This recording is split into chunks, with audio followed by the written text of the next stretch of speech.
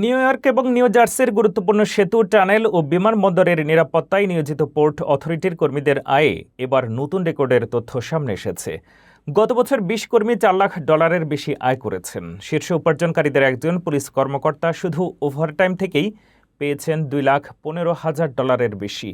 সব মিলিয়ে পুলিশ সদস্যদের ওভারটাইম বাবদ ব্যয় হয়েছে $85 মিলিয়ন।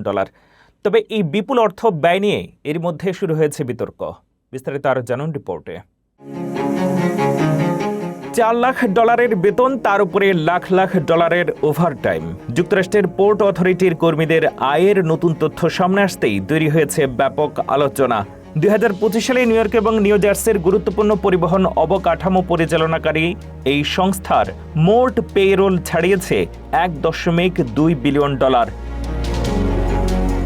প্রকাশিত তথ্য অনুযায়ী গত বছর পোর্ট অথরিটির 20 কর্মী $4 লাখ বেশি আয় করেছেন। তাদের মধ্যে 17 জনই পুলিশ কর্মকর্তা, আর শীর্ষ 8 উপার্জনকারীর প্রত্যেকেই শুধু ওভারটাইম বাবদ পেয়েছেন $2 লাখ বেশি। তালিকার শীর্ষে রয়েছেন পুলিশ লেফটেন্যান্ট নিকোলাস ফেদেরিকো।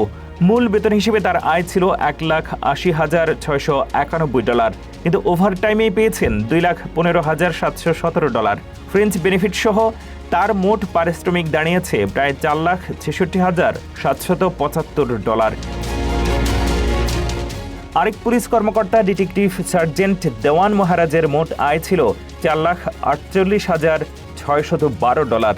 তার সহকর্মী রবার্ট জাফন্তে জুনিয়রের আয়ও ছিল প্রায় একই সমান, $4,48,601। সবচেয়ে বেশি ওভারটাইম পাওয়া ব্যক্তিদের তালিকায় রয়েছেন প্রধান রক্ষণাবেক্ষণ সুপারভাইজার রেজিনাল্ড বাওয়ার্স।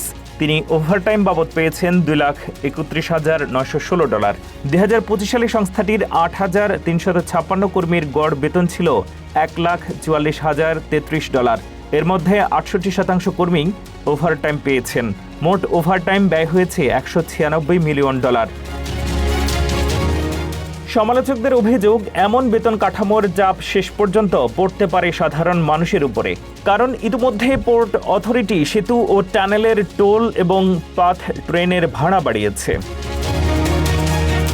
তবে কর্তৃপক্ষের দাবি, সন্ত্রাসী হামলার ঝুঁকিতে থাকা গুরুত্বপূর্ণ স্থাপনাগুলোর নিরাপত্তা নিশ্চিত করতে অতিরিক্ত কর্মঘণ্টা অপরিহার্য।